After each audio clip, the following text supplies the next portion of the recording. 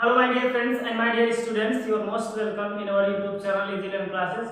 आप सभी लोगों का हमारे YouTube channel Easy Learn Classes में स्वागत है। आज हम सिंपल इंटरेस्ट यानी साधारण ब्याज का लास्ट पार्ट देखने वाले हैं। इससे पहले हम लोगों ने 4 पार्ट डिस्कस कर लिए हैं, पार्ट 1, पार्ट 2 एंड पार्ट 3, 4।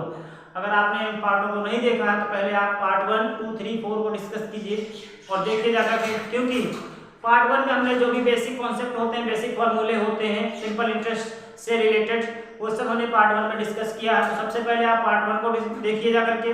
और आज का जो हमारा ये वीडियो रहने वाला है, ये सिंपल इंटरेस्ट के सवालों का लास्ट वीडियो रहने वाला है।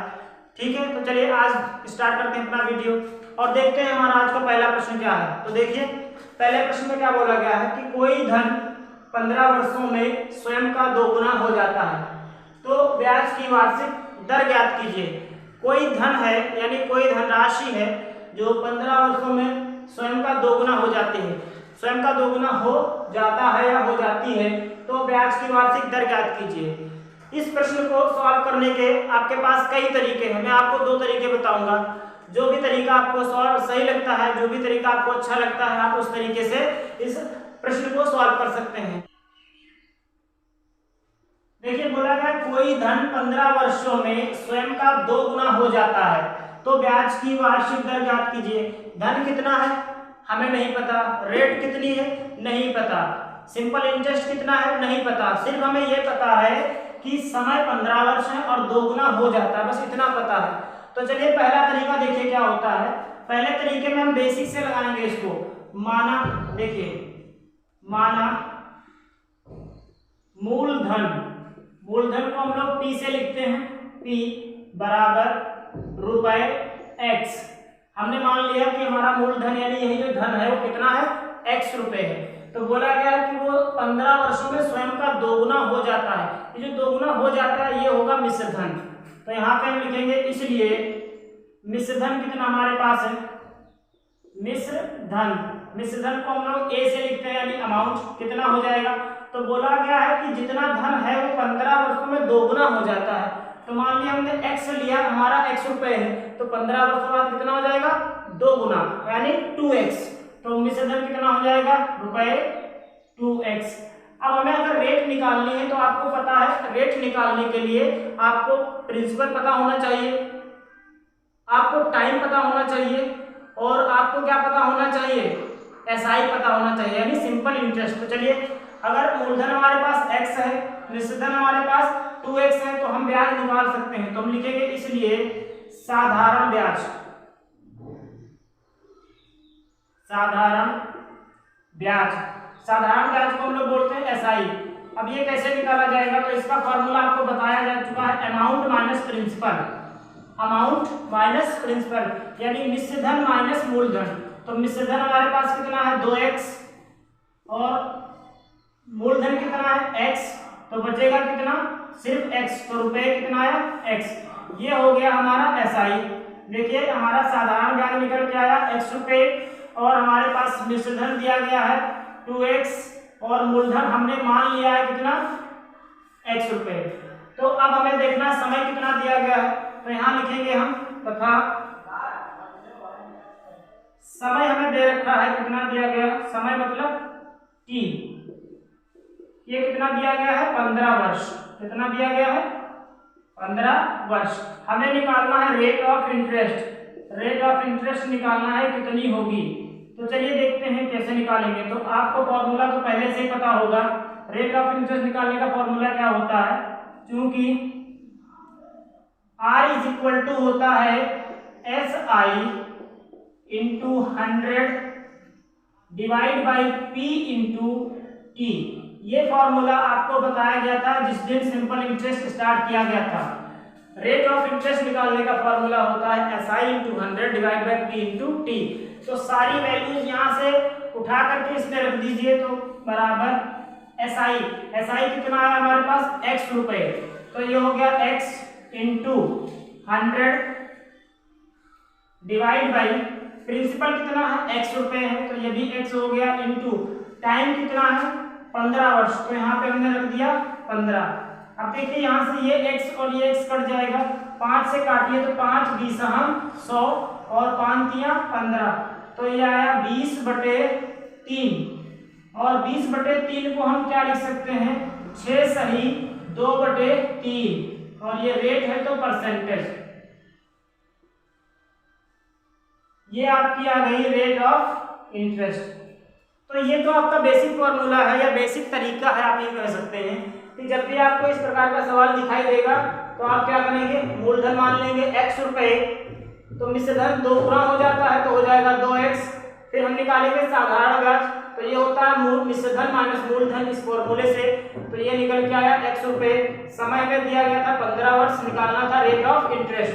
तो यहाँ से हमने फॉर्मूला लगा दिया रेट ऑफ इंटरेस्ट का, R = SI × 100 divide by P × T, यहाँ पे मान रखा उसके बाद कैलकुलेट किया तो रेट ऑफ इंटरेस्ट निकल के आई 6 होल 2/3%, 6 होल 2/3% ये हो गई हमारी रेट ऑफ इंटरेस्ट। ये बेसिक तरीका हुआ। अब हम चलते हैं शॉर्ट ट्रिक पे, क्या इसकी कोई शॉर्ट ट्रिक है?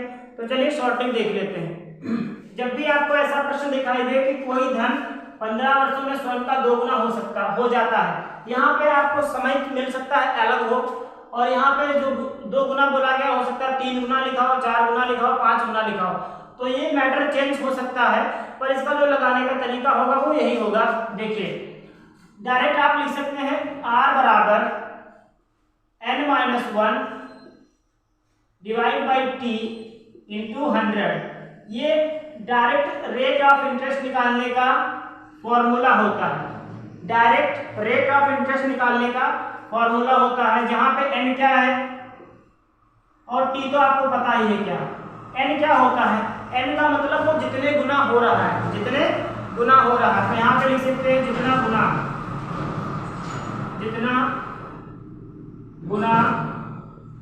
धन हो रहा हो, जितने गुना धन हो रहा हो उसको बोलेंगे n। t क्या है तो आपको पता है समय दिया होगा, तो चलिए देखिए यहाँ पे देखिए R = n, यहाँ पे बोला गया है स्वयं का 2 गुना, कितना गुना हो रहा है 2 गुना, तो n की जगह आप क्या रखेंगे 2 - 1 और बटे में समय कितना है 15 वर्ष, तो ये हो गया 15 और गुणा में कितना रखेंगे आप 100 रखेंगे। इसको कैलकुलेट करिएगा जरा, तो देखिए 2 से 1 जाएगा बचा 1 और 1 की गुणा 100 से हुई तो आया 100, तो ये हो गया 100/15। इसको 5 से काटिए तो 5 × 100 और 5 × 15, तो ये आया 20/3। 20/3 को आप लिख सकते हो 6 सही 2/3 और ये हो गया परसेंट। तो इस प्रकार से आप बहुत ही आसानी से इस सवाल को लगा सकते हैं। आपको बेसिक से लगाने की कोई जरूरत नहीं, कम समय में आप जल्दी आंसर दे सकते हैं। ठीक, आई होप आपकी समझ में ये प्रश्न आया होगा। अब हम चलते हैं अपने अगले प्रश्न पर। तो आइए अब हम देखते हैं अपना दूसरा प्रश्न। देखिए दूसरे प्रश्न में क्या कहा गया है, कोई धन 20 वर्षों में स्वयं का 5 गुना हो जाता है तो ब्याज की वार्षिक दर ज्ञात कीजिए। ये बिल्कुल वैसा ही प्रश्न है जैसा प्रश्न नंबर 1 था। यहाँ पे बोला गया कोई धन 20 वर्षों में स्वयं का 5 गुना हो जाता है तो ब्याज की वार्षिक दर ज्ञात कीजिए। यहाँ पर हम बेसिक से नहीं लगाएंगे, शॉर्ट ट्रिक से आपको बताई जा चुकी है तो शॉर्ट ट्रिक से ही लगाएंगे। अगर आपको रेट ऑफ इंटरेस्ट निकालना है तो फॉर्मूला आपको बताया गया R = n-1 divide by T × 100, और आपको ये भी पता है कि यहाँ पे n क्या होता है और t क्या होता है। देखिए आपको पता है n क्या होता है, जितने गुना मूलधन हो रहा हो, तो यहाँ बोला गया 5 गुना, तो n की जगह आप क्या लेंगे 5, तो ये हो गया 5 - 1 और बटे में t कितना है तो बोला गया 20 वर्ष, तो यहाँ पर रख देंगे हम 20 और गुणा में कितना रहेगा 100 रहेगा। तो देखिए 5 से 1 निकला बचा 4 और 4/20 और गुणा में कितना लिखा गया है 100 लिखा गया है।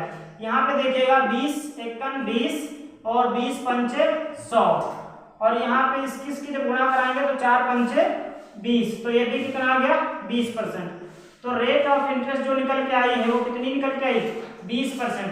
तो आपने देखा कि अगर इस प्रकार का आपको प्रश्न कहीं मिलता है तो आप बहुत ही इजीली इस फॉर्मूले की सहायता से rate of interest find out कर सकते हैं। ठीक है, अब हम चलते हैं अपने अगले प्रश्न पर। तो आइए अब हम देखते हैं आज का अपना प्रश्न नंबर 3। देखिए प्रश्न नंबर 3 क्या कह रहा है। कोई धन 20 वर्षों में स्वयं का 2 गुना हो जाता है तो कितने वर्षों में वह स्वयं का 4 गुना हो जाएगा। कोई धन है 20 वर्षों में अपने आप का कितने गुना हो जाता है, तो 2 गुना हो जाता है, तो वही धन 4 गुना होने में कितना समय लेगा। इसको आप कैसे लगाएंगे, चलिए देखते हैं। इसको लगाने के हैं 2 तरीके। एक तो है बेसिक तरीका। बेसिक तरीका क्या है, सबसे पहले आप मानेंगे मूलधन x रुपए, उसके बाद उसका निकालेंगे मिश्र धन, तो आएगा 2x रुपए, क्योंकि 2 गुना हो रहा है।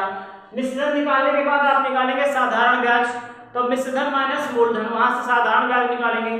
फिर समय दिया गया है और फिर उसके बाद आप निकालेंगे रेट ऑफ इंटरेस्ट। इतना सब करेंगे, उसके बाद फिर से आप देखेंगे कि 4 गुना होने में कितना समय लगेगा। तो ये सब ना करते हुए हम आपको डायरेक्ट शॉर्ट ट्रिक बताते हैं। देखिए, जब भी आपको ऐसा प्रश्न दिखाई देता है कि कोई धन 20 वर्षों में स्वयं का 2 गुना हो जाता है तो कितने वर्षों में स्वयं का 4 गुना होगा, जब भी आपको ऐसा प्रश्न दिखाई दे तो आप डायरेक्ट फॉर्मूला लगा देना। देखिए डायरेक्ट फॉर्मूला क्या होता है, T1 अपान T2 बराबर N1 माइनस 1 अपान N2 माइनस 1, ये फॉर्मूला होता है। इस फॉर्मूले को आप डायरेक्ट निकाल दीजिए, लगा दीजिएगा।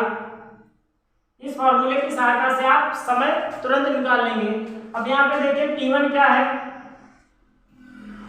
T2 क्या है और N1 क्या है, N2 क्या है। तो देखिए T1 मतलब पहला समय जो दिया है, तो आप यहाँ पे लिखिए पहला समय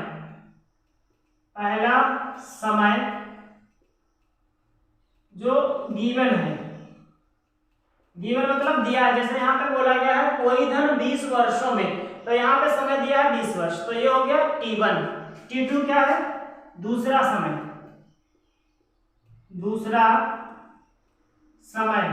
जो पूछा गया है, यानी आस्क किया गया, पूछा गया। देखिए वह स्वयं का कितने वर्षों में यानी समय पूछा गया है, तो इसको हम कहेंगे T2 है। अब बात आती है N1 क्या है, तो बोला गया 20 वर्षों में 2 गुना हो रहा है, तो कितने गुना हो रहा है, जितने गुना हो रहा है वही क्या होगा N1। तो यहाँ लिखेंगे जितने गुना हो रहा है, जितने गुना हो रहा है, ठीक, वो हो जाएगा N1। तो फिर N2 क्या है, N2 होगा जितने गुना पूछा जाए, तो यहाँ पे बोला गया है वह कितने वर्षों में स्वयं का 4 गुना हो जाएगा, ये पूछा गया, हो जाएगा कितने गुना, 4 गुना। तो यहाँ पे लिखेंगे हम जितने गुना पूछा गया है, जितने गुना पूछा गया है। अब आपकी समझ में सब आ गया होगा, तो देखिए यहाँ पे लिखेंगे हम, इसलिए T1 अपान T2 बराबर N1 माइनस 1 अपान N2 माइनस 1। तो T1 क्या है, जो दिया गया है पहला समय कितना दिया गया, 20 वर्ष, तो T1 की जगह हमने रख दिया 20 डिवाइड बाई T2 हमसे पूछा गया है, क्योंकि कहा गया कितने वर्षों में, T2 पूछा गया है। N1 क्या है, जितने गुना हो रहा है, कितने गुना हो रहा है, 2 गुना, तो 2 माइनस 1 बटे N2 क्या है, जितने गुना पूछा गया है, तो कितने गुना पूछा गया, देखो 4 गुना पूछा गया, तो यहाँ रखेंगे हम 4 माइनस 1। अब इसको कैलकुलेट करेंगे, तो देखिए 20 बटे T2 बराबर 2 से 1 गया 1 और 4 से 1 निकल गया 3, यहाँ से क्रॉस मल्टीप्लाई करवाएंगे तो ये आएगा T2 इज इक्वल टू 20 दिया 60, T2 यानी 60 वर्ष। तो अब आपकी समझ में आ गया होगा कि वही धन 4 गुना होने में कितना समय लेगा, 60 वर्ष। देखिए कोई धन 20 वर्षों में स्वयं का 2 गुना हो जाता है, तो कितने वर्षों में वह स्वयं का 4 गुना हो जाएगा, तो 4 गुना होने में कितना समय लगेगा, 60 वर्ष का समय लगेगा, 60 वर्ष का समय लगेगा। आई होप ये सवाल भी आपकी समझ में अच्छे से आया होगा। अब हम चलते हैं अपने अगले प्रश्न पर। देखिए हमारे अगले प्रश्न में बोला गया है कोई धन 6 वर्षों में स्वयं का 4 गुना हो जाता है, तो तो कितने वर्षों में वह स्वयं का 5 गुना हो जाएगा। बहुत ही आसान सा प्रश्न है और पिछले वाले प्रश्न से रिलेटेड है। जैसे हमने पिछले वाले प्रश्न में फॉर्मूला लगाया था शॉर्ट ट्रिक वाला, वही फॉर्मूला हम यहाँ पर भी लगाएंगे। तो आइए देखते हैं। हमने आपको फॉर्मूला क्या बताया था? फॉर्मूला बताया था T1/T2 is equal to N1-1 divide by N2-1। ये फॉर्मूला हमने आपको बताया था और ये भी बताया था T1 क्या है, T2 क्या है, N1 क्या है, N2 क्या है। तो चलिए अब हम सारे मान यहाँ पे रख देते हैं। T1 जो पहला समय दिया गया है, कितना दिया गया, 6 वर्ष, तो T1 हो गया 6। T2 जो पूछा गया, जो कि हमें नहीं पता, तो T2 की जगह हम T2 ही रखेंगे, इज इक्वल टू N1 मतलब जो पहले कितने गुना हो रहा है, तो देखिए कितना गुना हो रहा है, 4 गुना, तो यहाँ पे रख दिया हमने 4 - 1 बटे N2 जितने गुना पूछा गया, तो बोला गया कितने गुना, यानी 5 गुना होने में कितना समय लगेगा, तो यहाँ रख दिया हमने 5 - 1। तो चलिए इसको कैलकुलेट करते हैं। तो ये हो जाएगा 6 बटे T2 बराबर 4 से 1 निकल जाएगा, बचेगा 3, और यहाँ पे आएगा 5 से 1 जाएगा, बचेगा 4। यहाँ से देखिए 3 × 1 = 3, 3 × 2 = 6। फिर यहाँ से कैंची की गुणा कराएंगे तो ये इधर आ जाएगा T2 इज इक्वल टू 2 × 4 बन जाएगा 8 वर्ष या 8 ईयर। तो समय कितना निकल के आया, 8 वर्ष। अगर कोई धन 6 वर्षों में 4 गुना हो रहा है, तो वही धन 5 गुना होने में 8 वर्ष का समय लेगा। ठीक है, तो इस प्रकार से हमने सवाल नंबर 4 भी देख लिया। अब हम चलते हैं अपने अगले प्रश्न पर। चलिए देखते हैं अगला प्रश्न 5।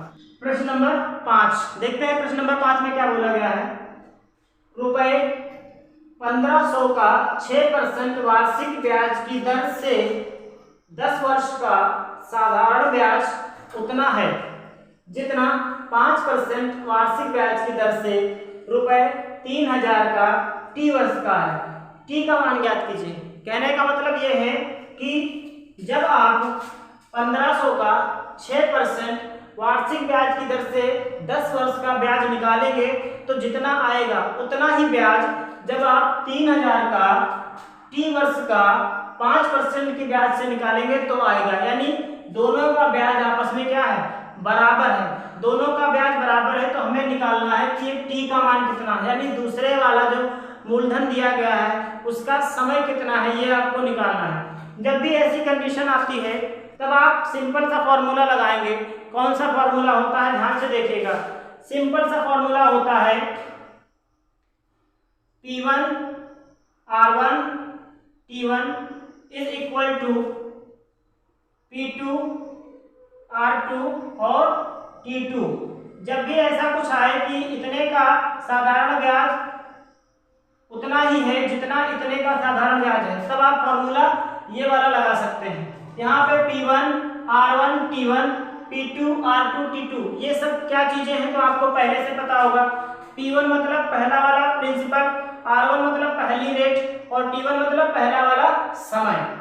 P2 क्या है, दूसरा वाला प्रिंसिपल जैसे 3000, R2 क्या है, दूसरी वाली रेट जैसे 5%, T2 ये दूसरा वाला समय जो कि पूछा गया है। अब इसमें से कुछ भी आपको पूछा जा सकता है।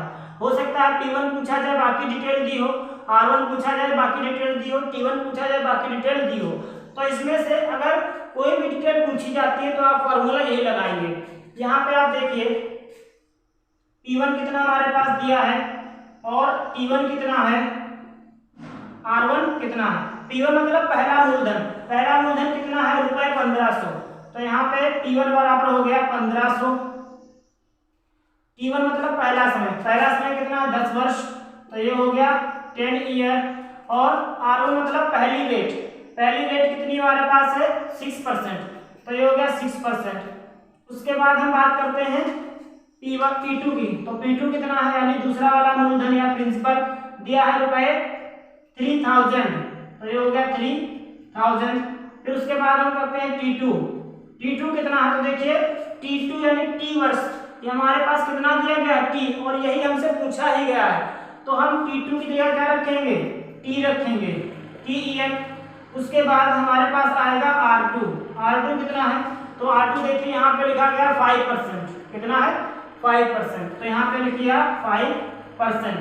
और ये सारी वैल्यूज उठा करके यहाँ पे रख दीजिए, उसके बाद आप टी का मान निकाल सकते हैं आसानी से। तो देखिए इसलिए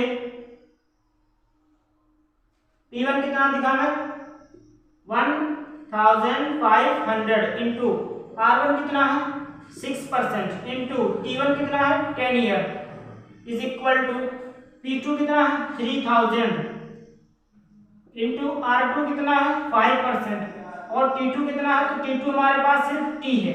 ठीक है, इतनी जानकारी हमने रख दी। अब इसको कैलकुलेट करेंगे। आप देखिए यहाँ से 10 20 3, तो यहाँ से 1 2 3 3 0 चले गए यहाँ से। अब ये बचा कितना 5 इंटू 6 और ये तो बस इतना ही बचा। यहाँ पे कितना बचा 3 इंटू 5 इंटू टी।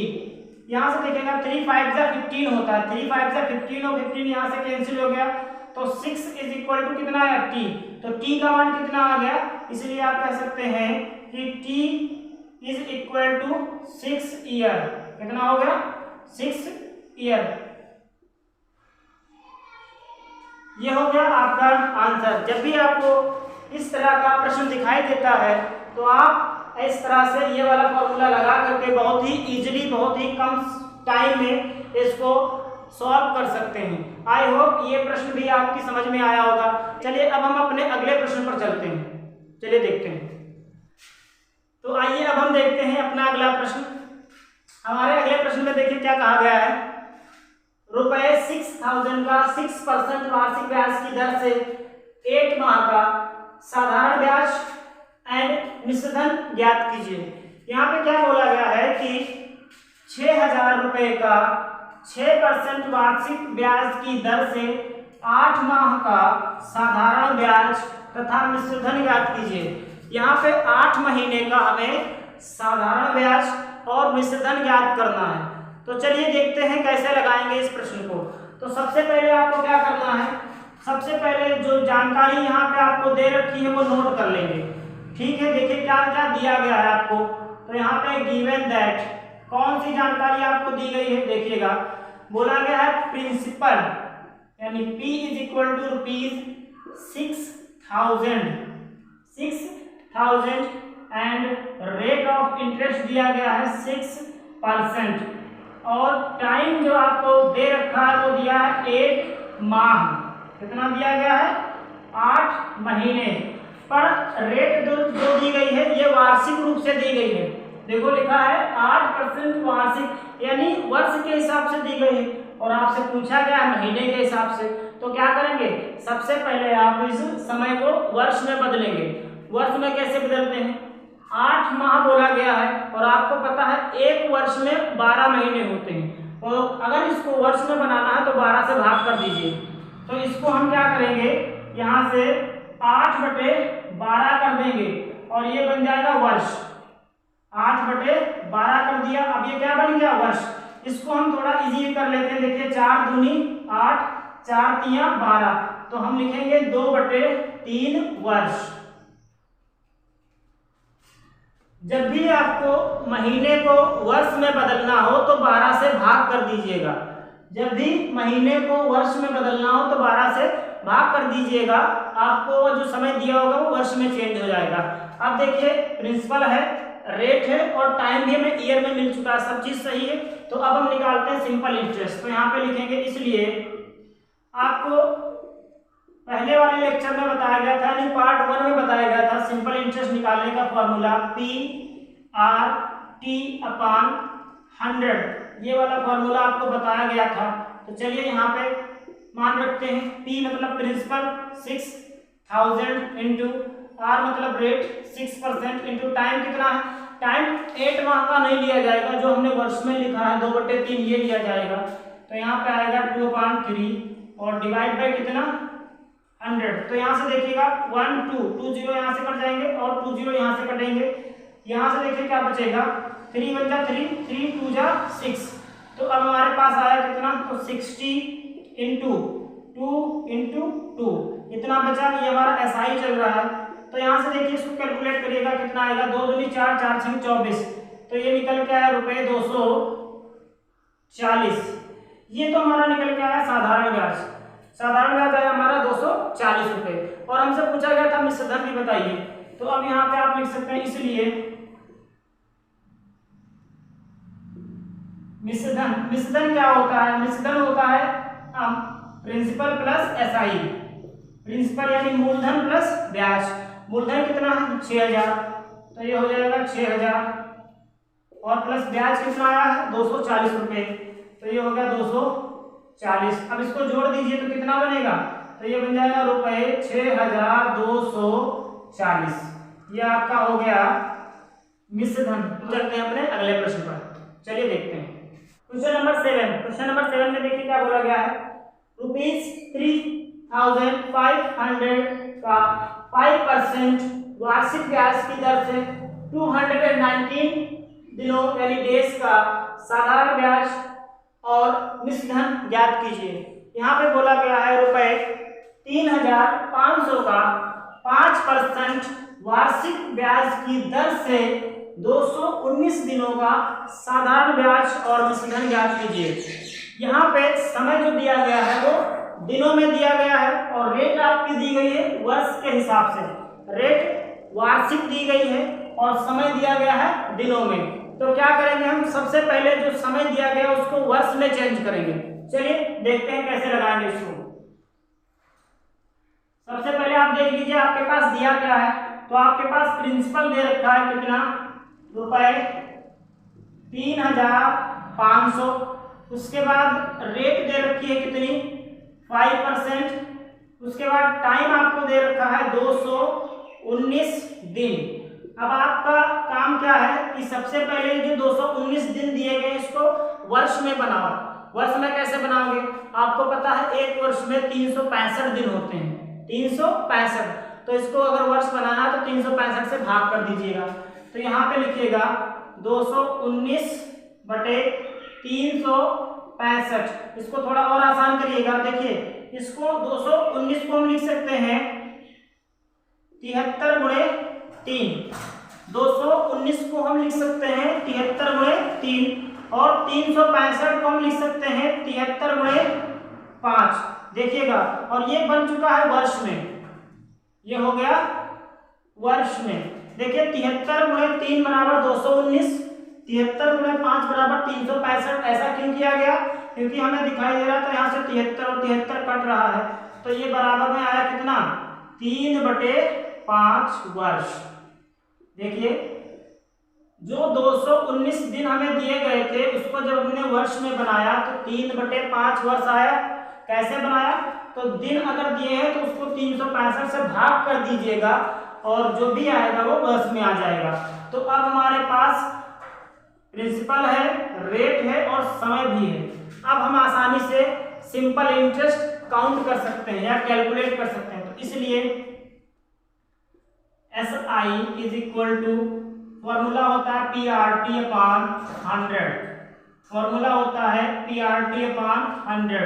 तो इज इक्वल टू P कितना है? प्रिंसिपल 3500 रुपए, तो यहाँ लिखेंगे 3500 गुणे रेट कितनी है? 5%, तो ये हो गया 5% इंटू T कितना है? तो देखिएगा 3/5, तो यहाँ पे 3/5 लिख दिया और बटे में कितना लिखेंगे हम? 100 लिखेंगे। देखिएगा यहाँ से 1 0 2 0, तो 2 0 यहाँ से कट गए, 5 और 5 कट गया, तो आया कितना? 35 गुणा में 3। तो इसलिए यहाँ से SI बराबर आया रुपए, इनकी गुणा करवा लीजिएगा, 3 बचे 15, 3 3 9 और 1 10, तो कितना निकल के आया? 105 रुपए। साधारण ब्याज निकल के आया है 105 रुपए। तो साधारण ब्याज निकल के आया 105 रुपए और हमसे बोला गया था मिश्रधन, तो यहाँ पे मिश्रधन भी निकाल सकते हैं हम। इसलिए मिश्रधन मतलब अमाउंट कहते हैं। अमाउंट बराबर होता है प्रिंसिपल प्लस SI। तो यहाँ से देखिएगा प्रिंसिपल प्लस SI, तो प्रिंसिपल कितना हमारे पास है? 3500 रुपए प्रिंसिपल है हमारे पास, 3500 प्लस SI कितना हमारे पास है? 105 रुपए। तो ये हो गया 105 रुपए। इनको आप जोड़ दीजिए, दोनों को मिला दीजिए तो देखो कितना बनेगा। देखिए जब जोड़ेंगे तो ये बन जाएगा 3605। 3605 रुपए। तो ये हो गया हमारा मिश्र धन। तो इस प्रकार से आपने देखा कि साधारण ब्याज भी हमने काउंट कर लिया और मिश्र धन भी ज्ञात कर लिया। जब भी आपका समय दिनों में दिया जाए और रेट दी जाए वर्ष के हिसाब से यानी वार्षिक, तो आप क्या करेंगे, डायरेक्ट मत निकालिएगा। समय की जगह 219 अगर रख देंगे तो गलत हो जाएगा, क्योंकि रेट दी गई है ईयर वाइज और टाइम दिया गया है डे वाइज। तो सबसे पहले इसको बनाइएगा ईयर में। कैसे कन्वर्ट करेंगे, तो आपको पता है 1 ईयर में 365 डेज होते हैं, तो आप इसको 365 से भाग कर दीजिएगा, जितना आएगा वो हमारा वर्ष में हो जाएगा। और फिर आप इस फॉर्मूले से एसआई निकाल लीजिएगा और फिर यहाँ से सिंपल इंटरेस्ट यहाँ से आ जाएगा और यहाँ से अमाउंट आ जाएगा। ठीक है, आई होप ये प्रश्न भी आपकी समझ में आया होगा। अब हम चलते हैं अपने अगले प्रश्न पर। हमारे अगले प्रश्न में देखिए क्या बोला गया है, रुपए 2400 का किसी निश्चित ब्याज की दर से 4 वर्ष का मिश्र धन रुपए 3264 हो जाता है। ब्याज की दर में 1% की वृद्धि करने पर इसी धनराशि का उतने ही समय में मिश्र धन कितना होगा। यहाँ पे बोला गया है कि 2400 का किसी निश्चित ब्याज की दर से, वो कौन सी दर है हमें नहीं पता है, 4 वर्षों में मिश्र धन इतना हो जाता है। तो हमारा काम क्या होगा, सबसे पहले दर पता करें वो कौन सी है, उसके बाद ब्याज की दर में 1% की वृद्धि करने पर इसी धनराशि यानी 2400 का ही उतने ही समय यानी 4 वर्ष का मिश्र धन कितना होगा। तो सबसे पहले हमारा काम क्या है, हमारा काम है कि हम पहले ये पता करें कि ब्याज की दर आखिर है कितनी। ठीक है, उसके बाद उसमें वृद्धि करेंगे हम ब्याज की दर में, फिर निकालेंगे मिश्र धन। तो चलिए पहले हम निकाल लेते हैं कि हमारी ब्याज की दर कितनी है। चलिए देखिए कैसे लगाएंगे आप यहाँ पे, इसको लगाएंगे कैसे।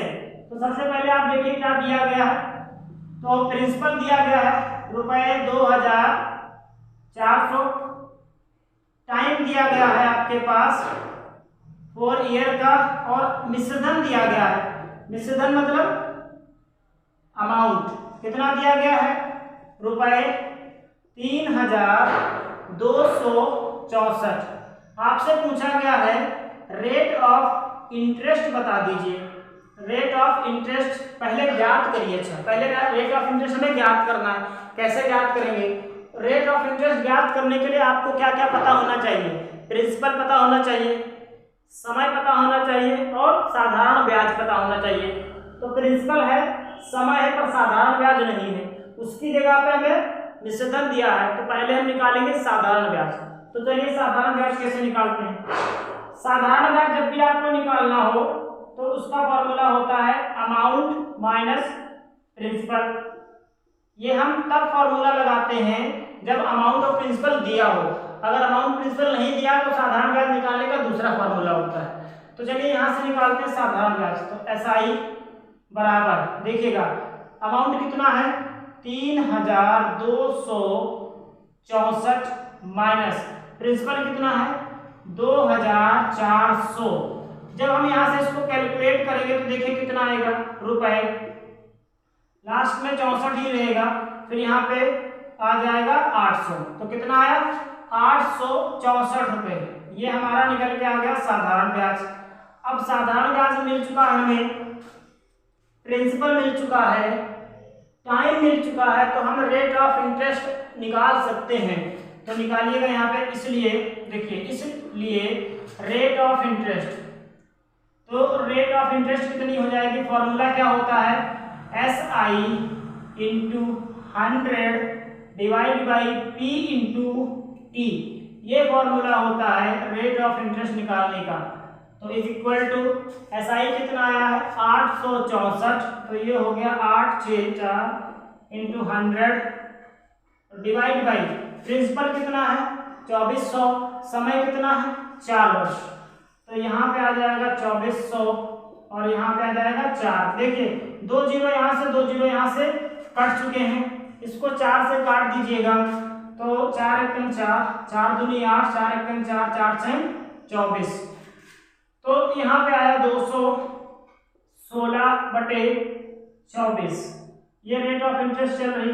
इसको भी सॉल्व करिएगा, कितनी बार में कटेगा देखिए। हम पहले 4 से काटते हैं, 4 पंचे 20 बचा 1 16 हो गया, 4 चक्कू 16 और 4 छन 24, फिर 6 से काटिए 6 कम 6 6 नाम 54, तो बराबर कितना आया 9। यहाँ भी हम कह सकते हैं आर बराबर आया हमारे पास 9%। रेट हमारे पास आ चुकी है 9%।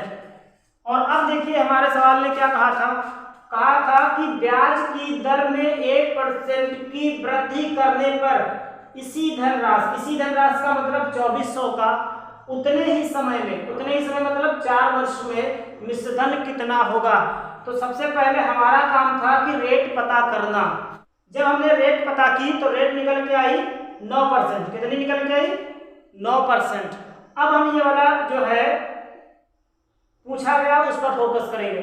कह रहा कि ब्याज की दर में 1% की वृद्धि कर दीजिए, तो रेट है कितनी 9%। 1% की जब हम वृद्धि करेंगे तो कितना होगा 10% हो जाएगा, और 10% की सहायता से हमें मिश्रधन निकालना है। तो मिश्रधन निकालने के लिए साधारण ब्याज फिर से निकालना पड़ेगा हमें। तो चलिए देखते हैं। तो अभी आपने देखा कि जब हमने रेट ऑफ इंटरेस्ट निकाली तो रेट ऑफ इंटरेस्ट निकल के आई है 9%। रेट ऑफ इंटरेस्ट निकल के आई 9%। लेकिन प्रश्न कह रहा है कि ब्याज की दर में 1% की वृद्धि करने पर, यानी अब 1% की वृद्धि कर दी जाए तो यहीं से देखिएगा आर हमारा क्या हो जाएगा, यहाँ पे 9 है और इसमें 1% की वृद्धि कर दीजिए। तो मान लीजिए ये R1 था तो ये निकल के आएगा R2, तो कितना हो जाएगा 9 1 10%। 10% हमारी नई रेट निकल के हो गई आगे, ठीक है। तो हमारी नई रेट निकल के आई 10%। अब कह रहा है मिश्रधन बताइए इसी राशि का यानी 2400 का और इसी समय से यानी 4 वर्ष का मिश्रधन कितना होगा। तो पहले निकालेंगे SI, तो लिखेंगे इसलिए SI बराबर, SI मतलब सिंपल इंटरेस्ट, डायरेक्ट निकालेंगे। कैसे निकालेंगे PRT, P मतलब प्रिंसिपल कितना है 2400, R मतलब रेट कितनी है 10, T मतलब समय कितना है 4 वर्ष और बटे में 100। यहाँ से 2 0 कट गए, 24 चक्कू 96 होता है, 24 चक्कू 96 होता है। 96 के गुना 10 से बनाएंगे तो आ जाएगा 960। तो कितना निकल के आया SI 960 रुपए। और हमसे पूछा गया था मिश्रधन बताइए, तो लिखिए इसलिए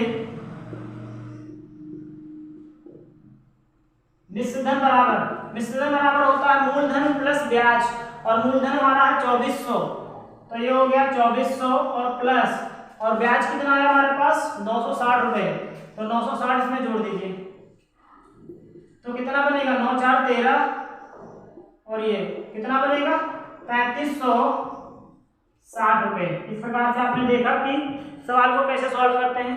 सबसे पहले हमने ब्याज की दर निकाली, उसमें 1% जोड़ा तो नई ब्याज की दर आई। उसके बाद हमने SI निकाला तो 960 आया, फिर मिश्रधन निकाल लिया हमारा तो 3360 आया, ठीक है। अब हम चलते हैं अपने अगले प्रश्न पर। तो आइए अब हम अपना अगला प्रश्न देखते हैं। देखिए हमारा प्रश्न नंबर अगला जो भी है प्रश्न क्या है, कितने समय में 3% वार्षिक दर से रुपए 8000 का साधारण ब्याज उतना ही होगा जितना कि 4% वार्षिक दर से रुपए 6000 का साधारण ब्याज 5 वर्षों में होगा। यहाँ पे क्या बोला गया है कि कितने समय में, यानी वो समय आपको बताना है।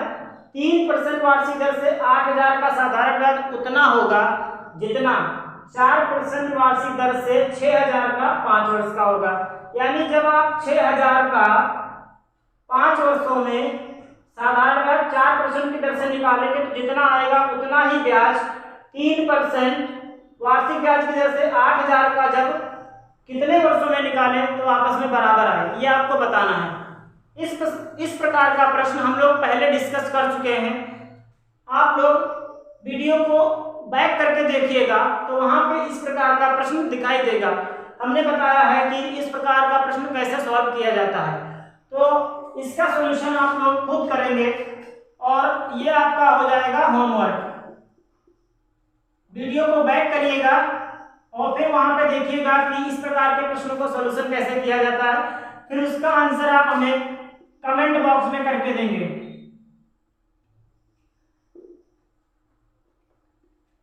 वीडियो को बैक करिएगा फिर इस प्रकार का जो प्रश्न मिले उसको देखिएगा कि इसका सॉल्यूशन कैसे किया गया है, फिर इसको सॉल्व करिएगा और इसका आंसर जो भी आता है वो कमेंट बॉक्स में करिएगा, ठीक है। और ये हमारा आज का लास्ट क्वेश्चन है और इसी के साथ हमारा सिंपल इंटरेस्ट भी समाप्त होता है। अब हमारा जो अगला टॉपिक होगा वो होगा कंपाउंड इंटरेस्ट यानी कि चक्रवृद्धि ब्याज। अब हम अपने अगले वीडियो में देखेंगे कि चक्रवृद्धि ब्याज क्या होता है, चक्रवृद्धि ब्याज ज्ञात करने के फॉर्मूले क्या होते हैं, किस प्रकार के सवाल होते हैं, सवालों को भी हम देखेंगे। तो चलिए आज का हम अपना वीडियो यहीं पे समाप्त करते हैं। अगर आपको हमारा वीडियो पसंद आता है तो लाइक कीजिएगा, शेयर करिए और कमेंट करिए।